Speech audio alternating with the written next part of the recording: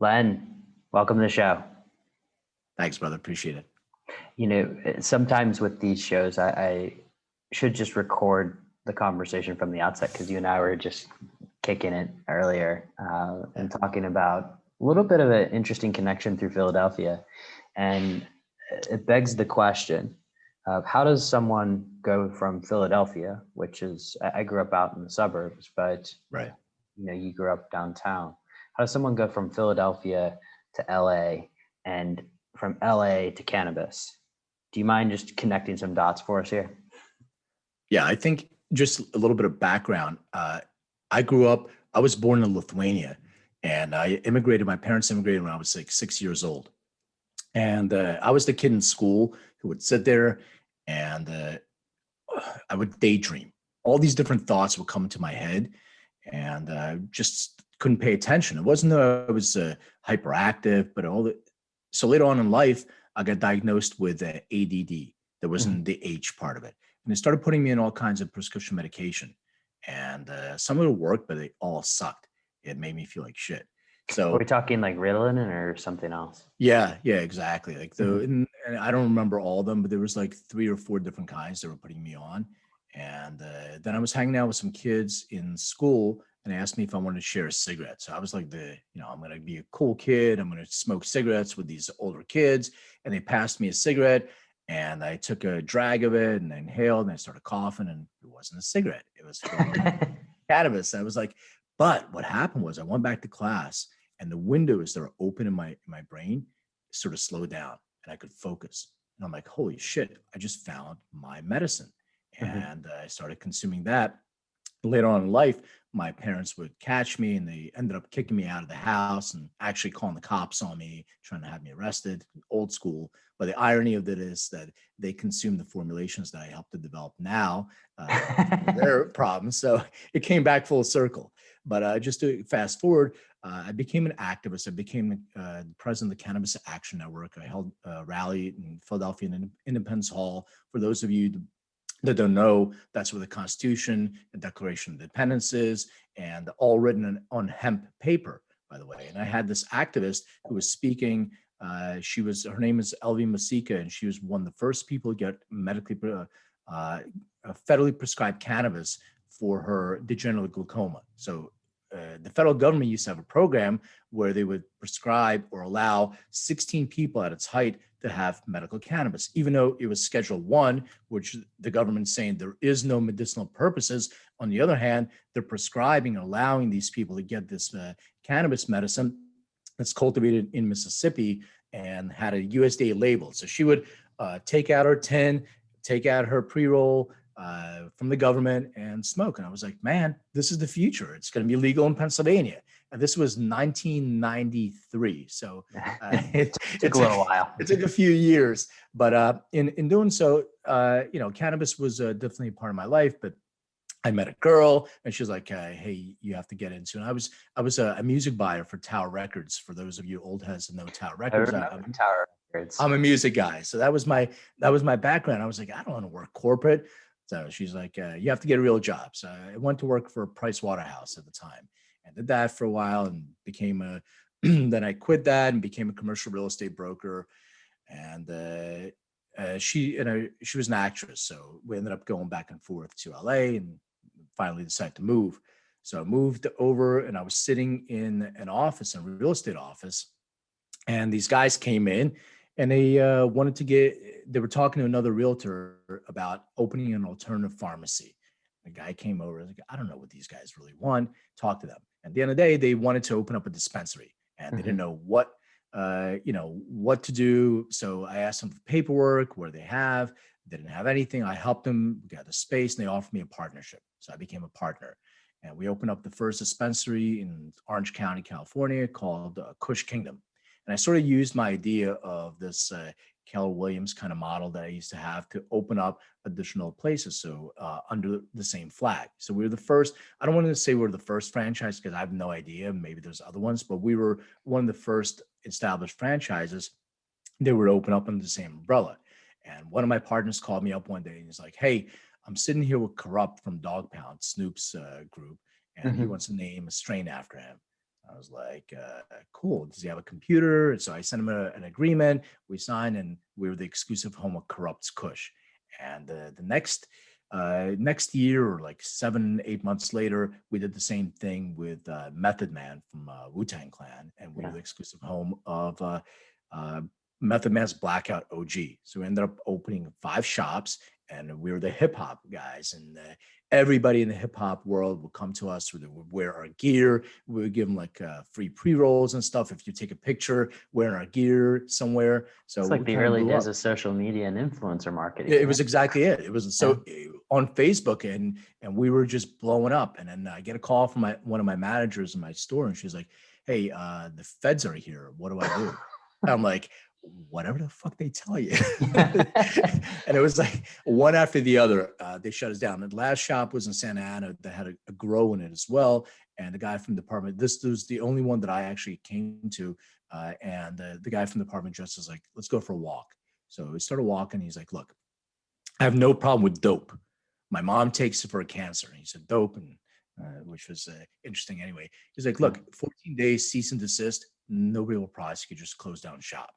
And it was this whole quid pro quo because we got a little too big, and they needed to make an example of us. Yeah, so we got shut down. But that allowed me a launching pad into sort of what I'm doing now, and to understand where cannabis can be a personal experience for people. Yeah, and I want to come back to that activism side of things a little bit later, particularly as it regards to the current Schedule 1 of what probably shouldn't be a Schedule 1 substance.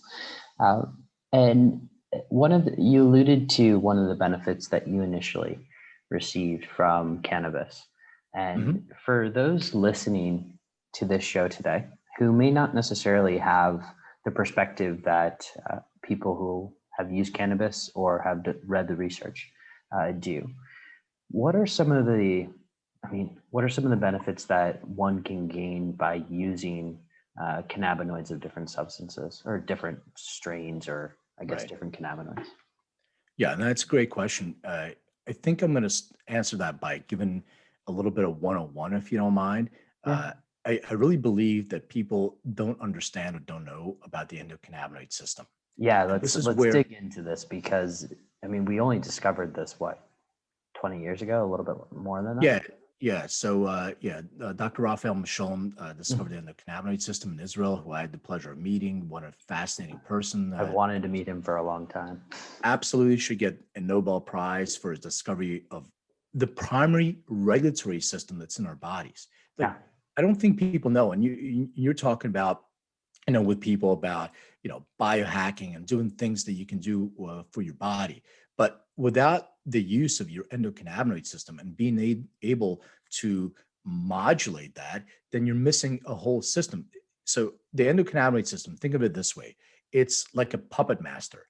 It modulates all the other systems. And the way that it's different is that it's like salmon swimming upstream. It gets signals from all your other systems, and it processes those signals, and then it tells the other systems through its own endogenous endocannabinoids what chemicals they need to release in order to modulate those systems. So the main goal of the endocannabinoid system is to bring balance within our entire body, which is called homeostasis.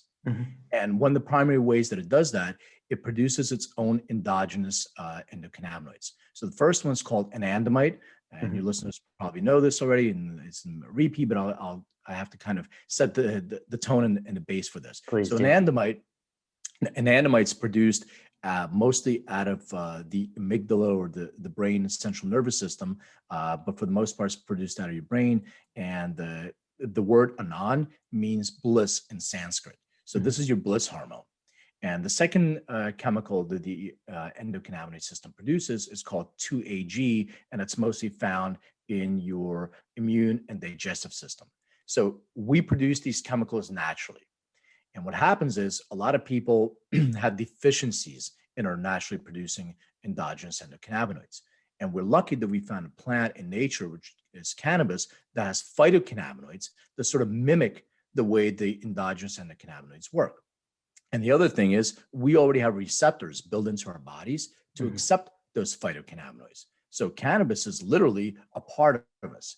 And what my theory is that over the years of prohibition, because cannabis was part of a natural consumption diet, and people didn't even know that because it would grow everywhere. Animals would eat it. It would be in our water supply, it'd be in our foods, and we would It's something consume like that. a 5,000-year relationship with cannabis, right? Like there's Oh, even out of even China. longer than that. So they Yeah. they just found cannabis going back to an area which is now Tibet, have going back about 8,000 to 9,000 years ago. Wow. So it's been a relationship with us for as long as we can possibly remember. There's ceremonies in ancient Israel that they found that were used for like incense holders that had cannabis in it. It's been used in the Shen Dynasty in China. It's been used for thousands of years as a spiritual religious practice, and also as a therapeutic herb for different things.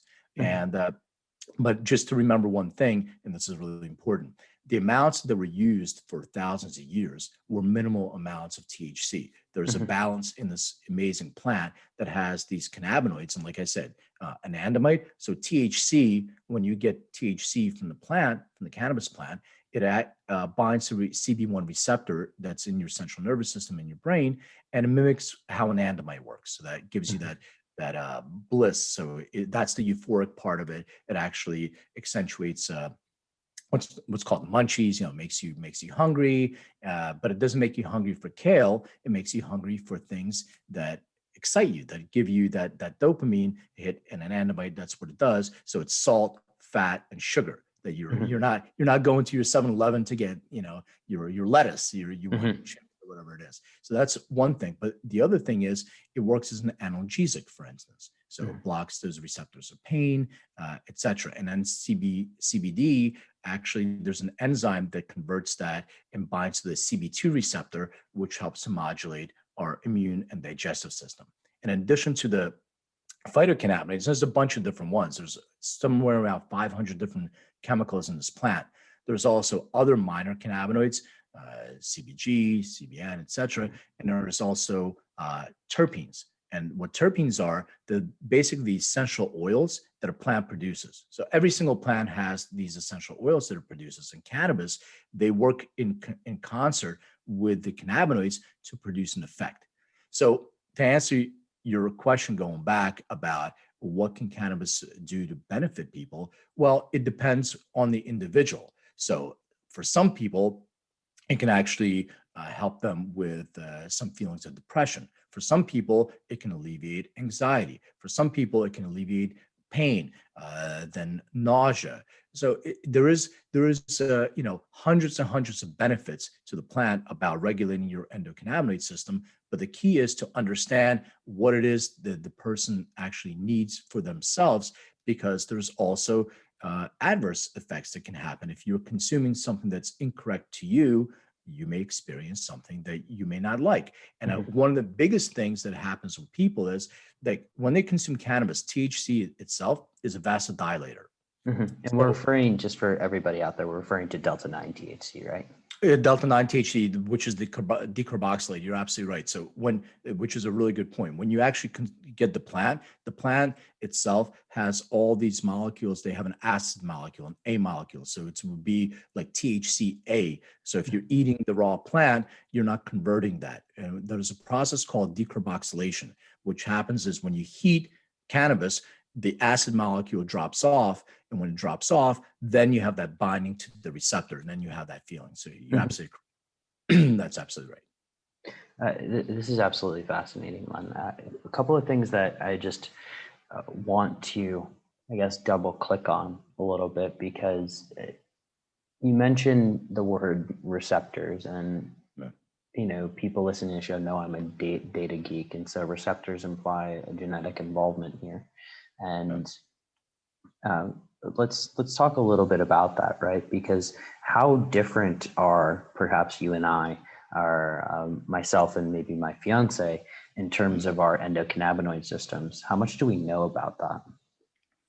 Well, the endocannabinoid system is pretty much the same. It's the Mhm. expression. So it's Yeah.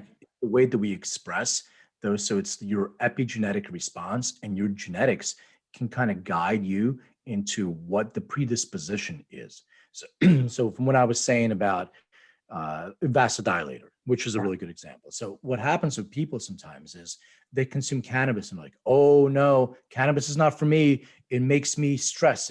Gives me anxiety. Makes me Well, consume 10,000 calories or something. exactly. I don't want that stuff. That's a side effect. Listen, it's not the worst side effect you can have from medicine. I think read all the side effects from every single medication that you take from or Big listen Pharma to the first. commercials, right? They just speed read it at the end. Yeah, it'll make you bleed out of your eyes and all that stuff. Like what? So what happens with people sometimes, and this is where the THC conversation comes in. It's a vasodilator. So what's going to happen is constrict your blood vessels. Your heart's going to pump faster.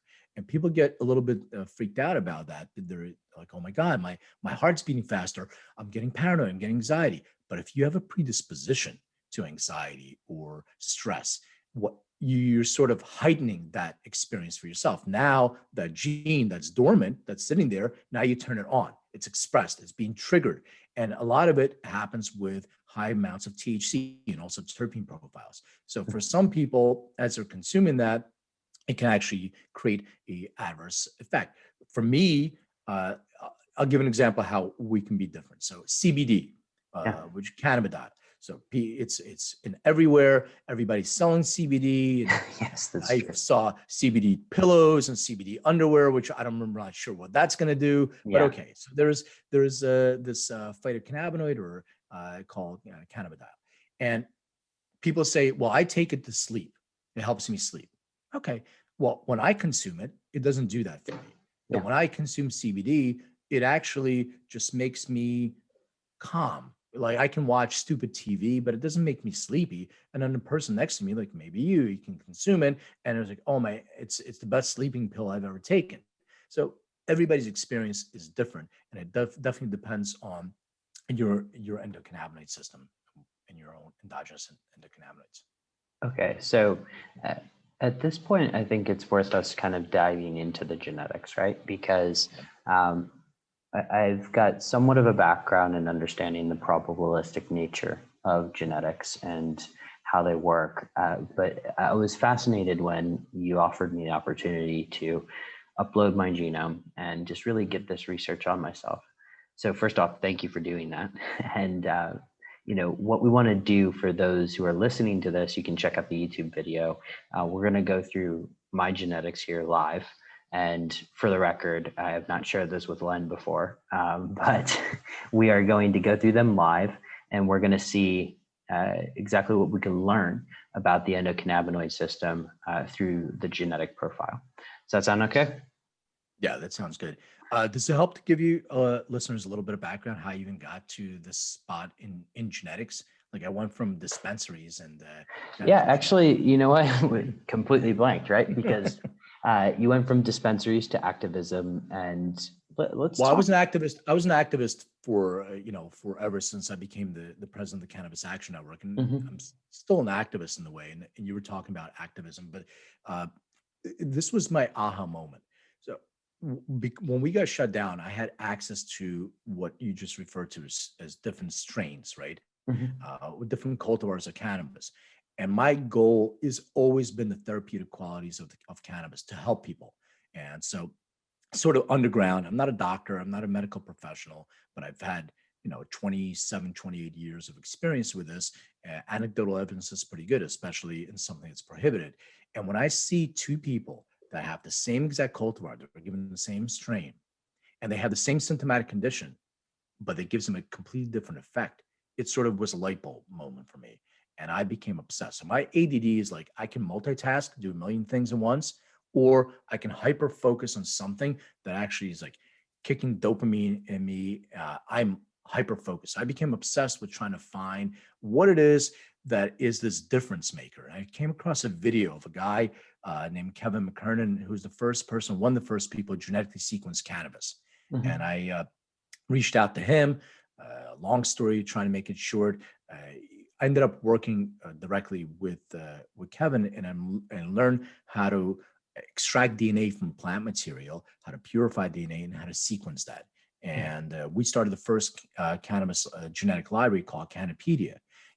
where I can see, we can like strains of Blue Dream, or was a name of a strain. So I can get 5 different Blue Dreams and I can genetically sequence them. And I can see like 2 of them are identical. The other 2 are cousins. They're not exactly Blue Dream. They're sort of a little bit of a hybrid, but at least they have the base of it.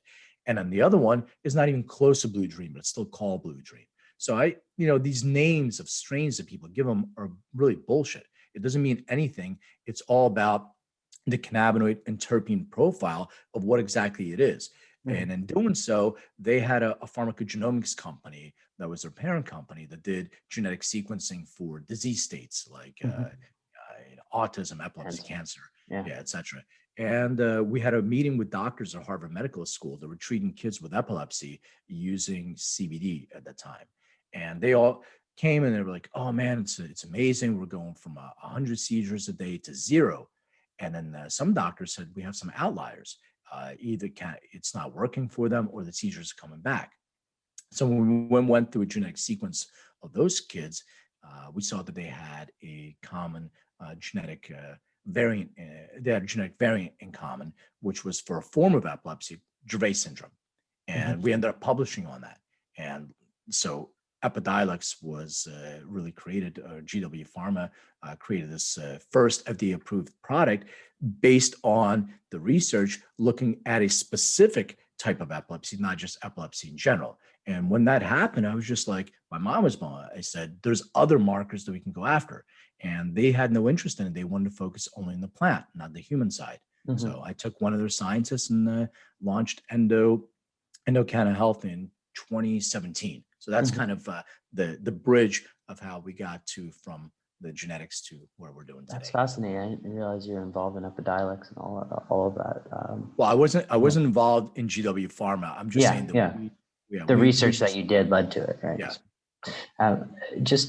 So that people can get comfort, because a lot of genetics tests, and this is the fault of the direct-to-consumer test, right? There's a lot of tests out there that candidly are crap in the sense, and I've gone through yours and I know that's not the case. Otherwise you wouldn't be on the show talking to me right now. But looking at just sort of the amount of research behind cannabis genetics, can you just give us a little taste of how many papers go into sort of what we're going to look at here in a second?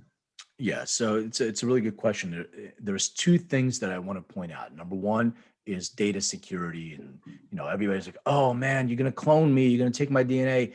Like, okay, if your DNA was that special, somebody would swab your Starbucks cup and have your DNA already. So we just so your audience can know, we are collecting data, absolutely collecting data. It's really, really important to learn from that data, but the data is fully anonymized. Our information resides on Amazon's AWS platform, where HIPAA, PIPEDA, and all the different, whatever the acronyms are, we're fully compliant with all those on AWS, which is like a 61-page paper. And the reason why we don't care about your boomers data, specifically your information. So the personal information is on one side, your DNA resides on the other side. What we're trying to do is find, here's 1,000 people with a similar genotype that have taken this type of formulation and it had a positive effect. So our AI would learn from that, and we would then be better in making our suggestions. So I want to make sure, and then your data is anonymized. So you have the login and password. You're the only one that can see that. And the reason why you're sharing your information with me is because I can't see your information. I cannot access your report. So I want to make sure that's really important to say. As far as research, there are people say there's not enough research in cannabis. There's not enough research. It's a common complaint, right? Yeah, not enough.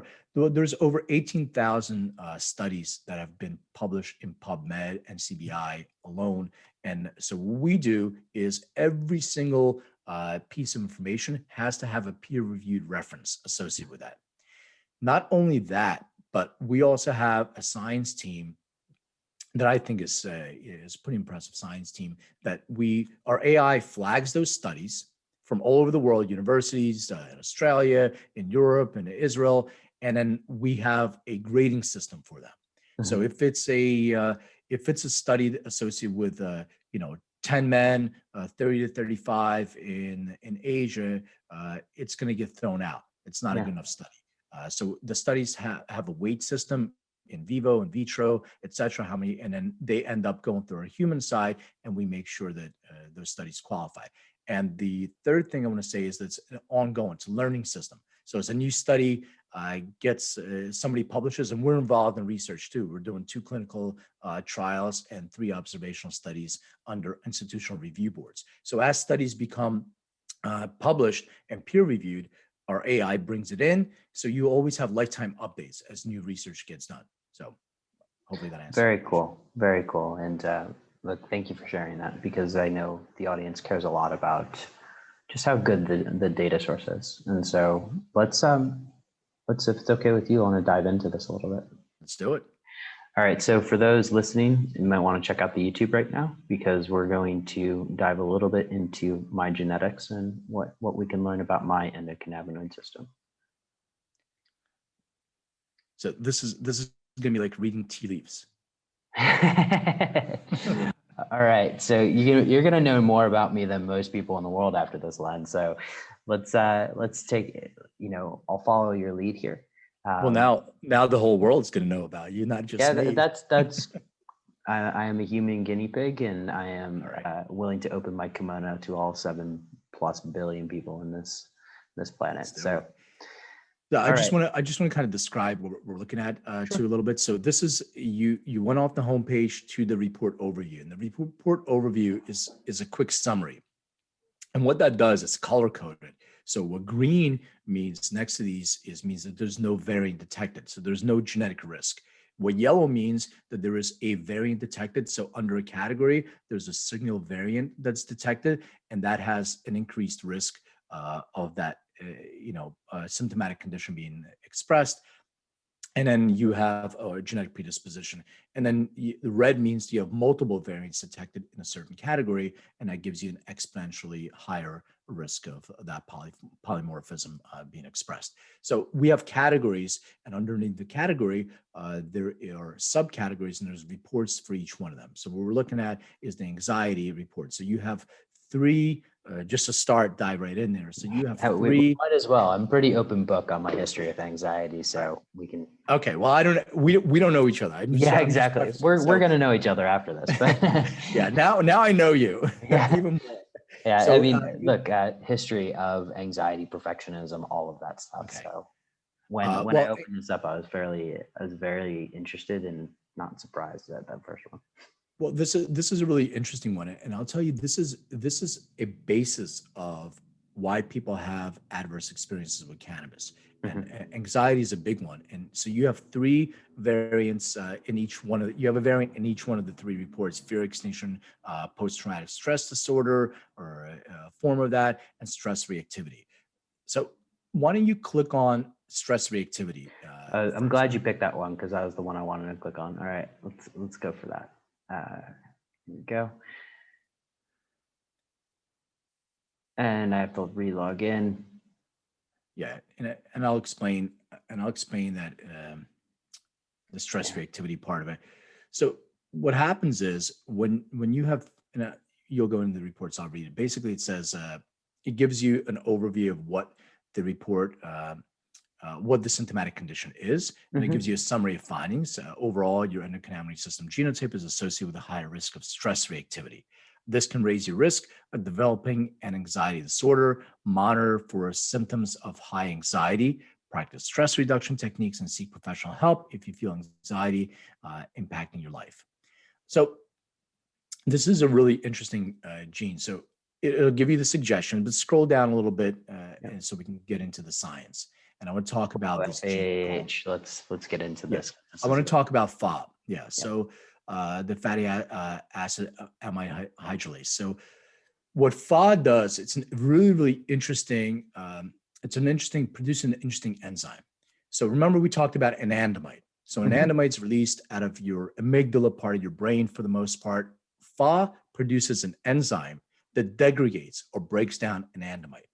So for your audience, think about it this way, and I don't want to get way too sciencey, but I use the analogy of like Pac-Man.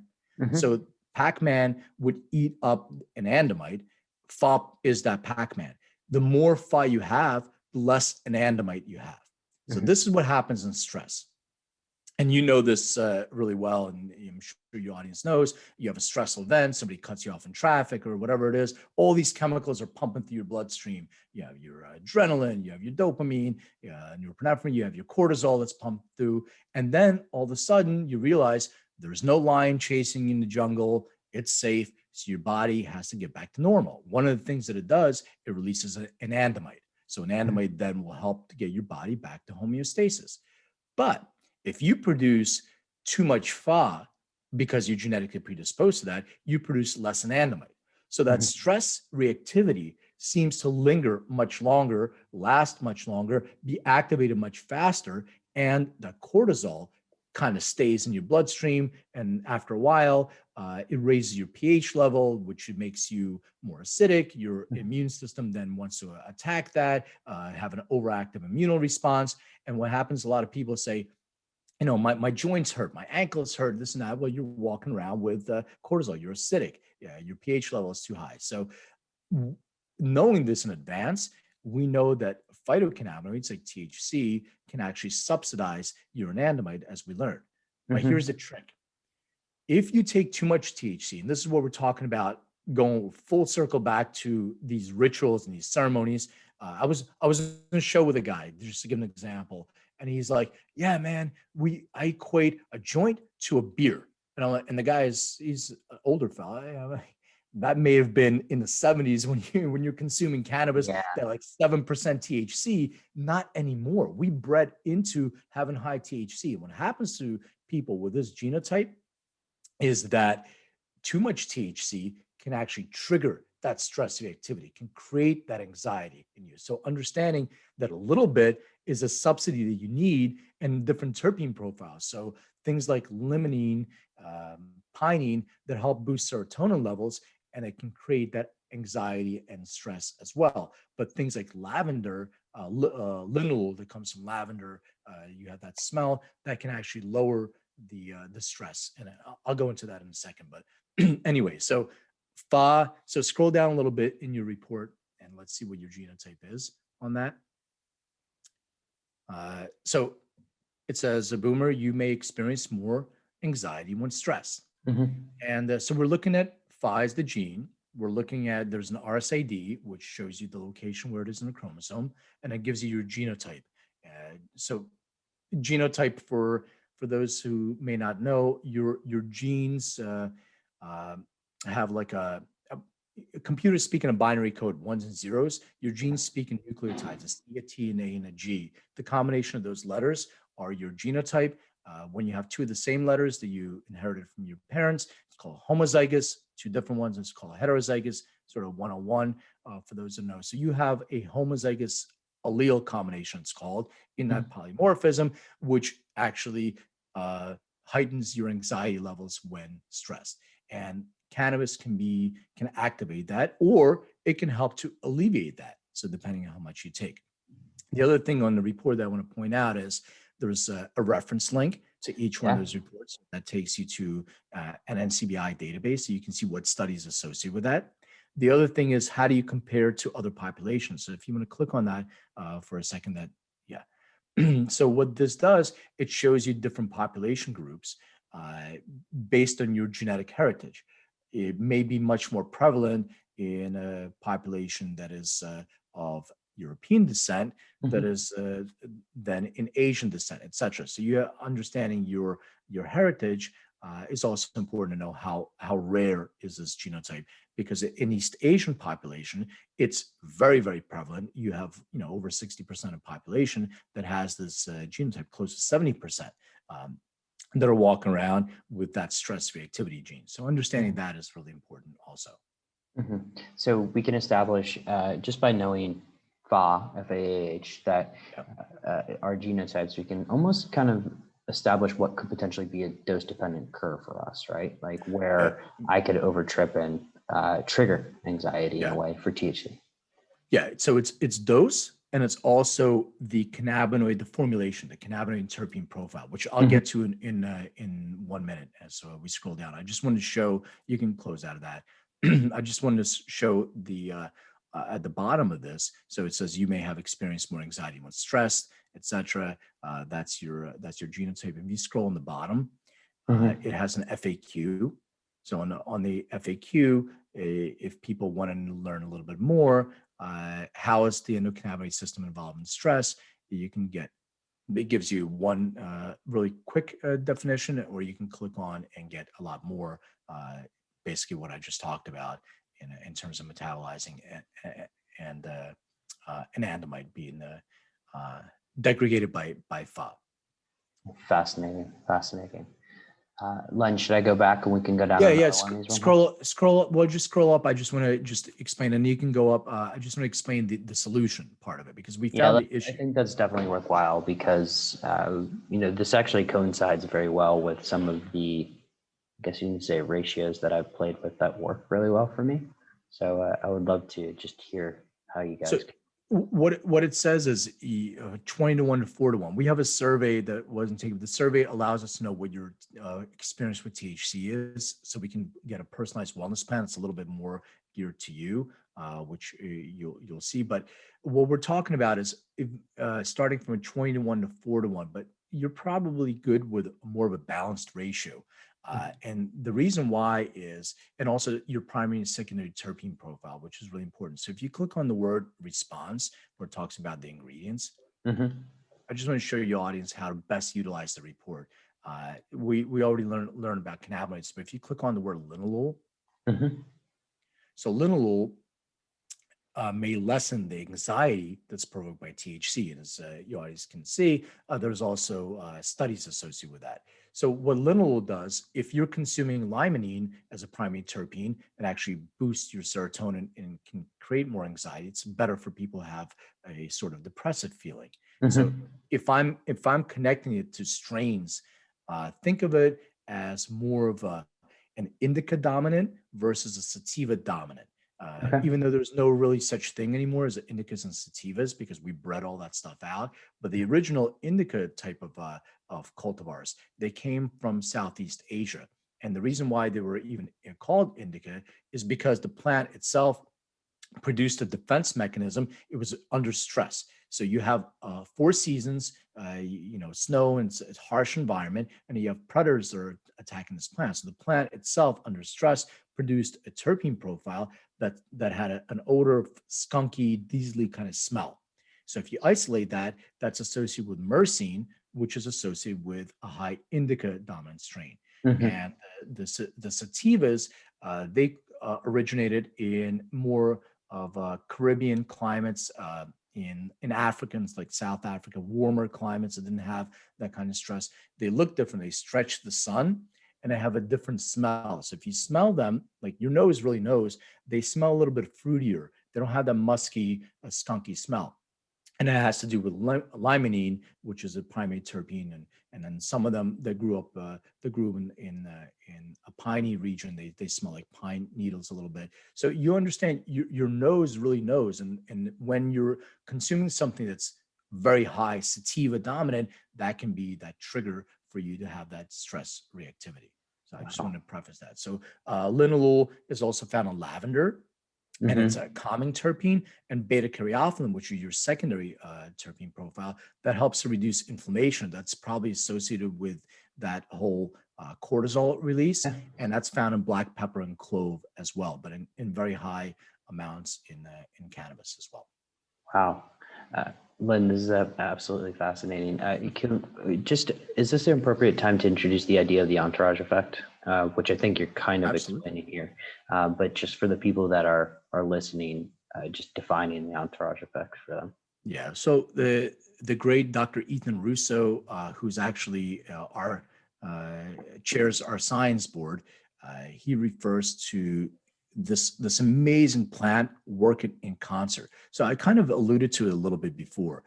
There's somewhere around 500 different chemicals that are found in this plant.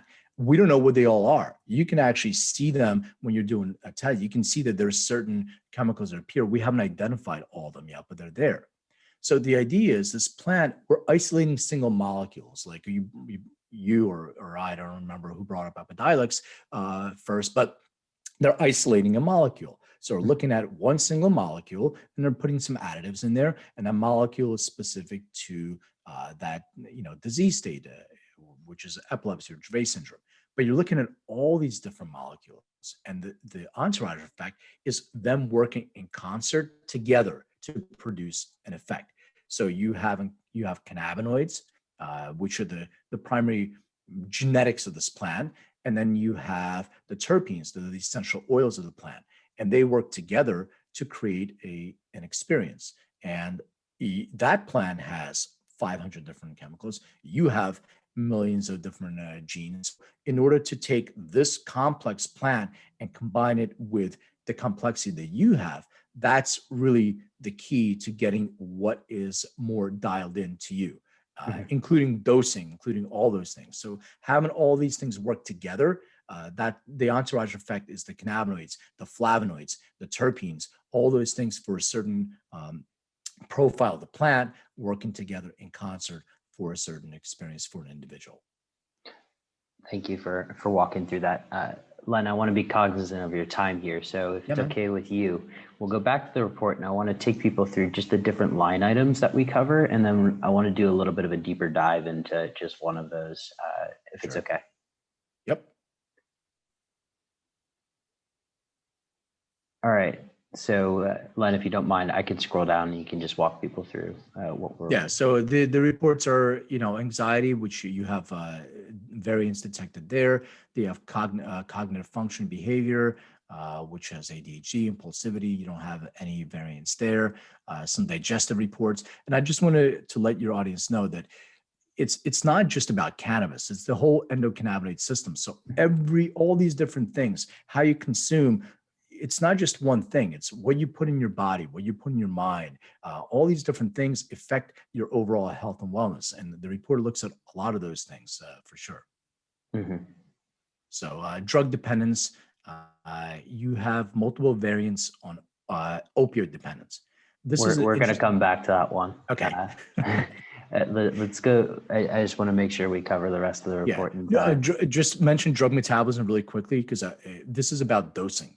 So there's these series of genes called cytochrome P450, which produce enzymes, as you probably are aware, that help you metabolize different things. There are certain ones for CBD and THC. And this is really important for when people consume different types of cannabis, especially if they take an edible. Some people have a really, really bad experience with an edible.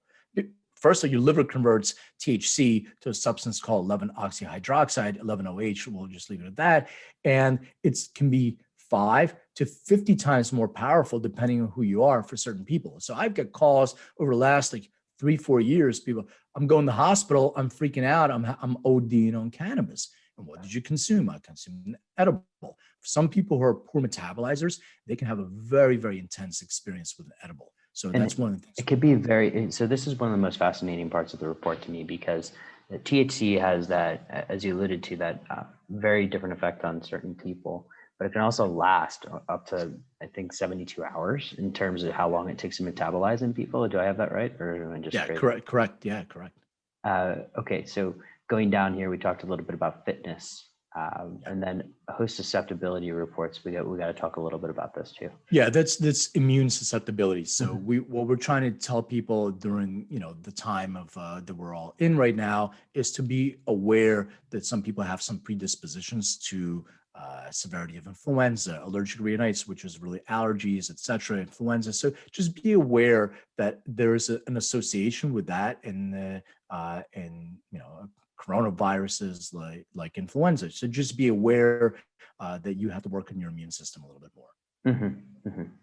And then metabolism reports, just regular metabolism, body fat metabolism, obesity, weight management, mood.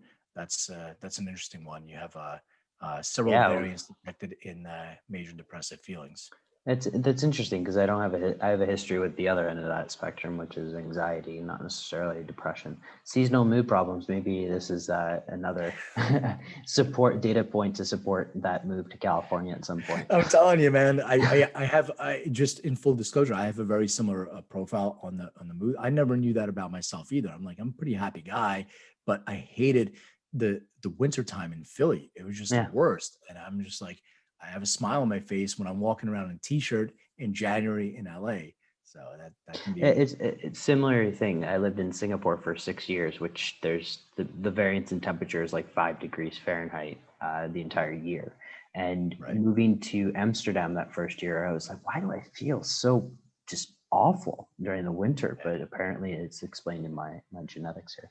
Well, I think you brought up a really good point about genetic predispositions and expression of those genes, which is Yeah. you can have a gene that's fully dormant and it just sits there and nothing. I'm like, I'm good. All of a sudden, that switch, you did something and that switch turned on. And now that it's on, now what you want to do is turn it off. And that's and this is where knowledge becomes power. You're really empowering an individual to have a very intelligent conversation with a healthcare professional or themselves, so they can be empowered to take better a course of action to help themselves.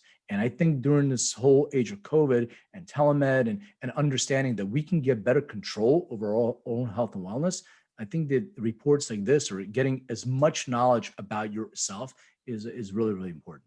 Incredibly well said. And again, I kind of find certain publications, not to be named, to be nauseous in terms of the idea that everything can work for 7 billion people, but it's data and information like this that takes it from 7 billion and makes it that N of 1. And so you can actually have the unique performance experience that you need.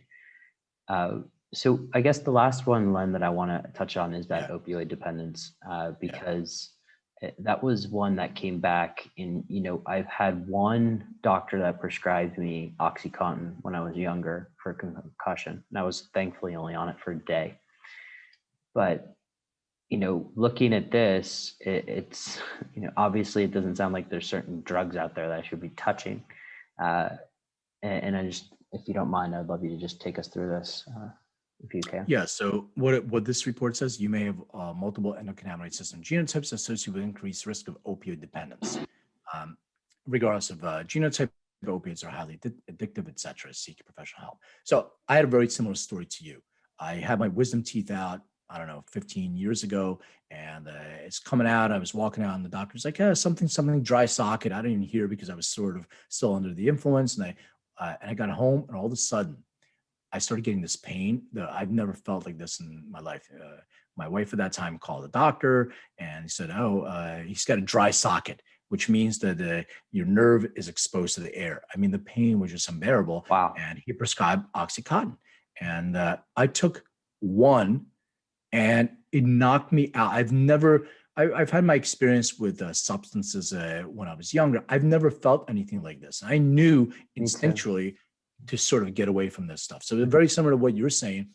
But what doctors do now using our test, they're looking at opioid predisposition for people and saying, you have a predisposition to opioid dependence, maybe try cannabis instead. So doctors are starting to open up their minds because there's science behind it. And a lot of doctors don't want to have their patients dependent on opioids, but there was no other alternative because, pharmas, that's what you have. So this allows people to see that, there's 4 of us together, 3 of us consume an opioid and nothing, and 1 of us can be immediately get dependent on that opioid. And that's the thing that we want to avoid so we can, get rid of this opioid epidemic. Yeah, this epidemic that we're in is crazy.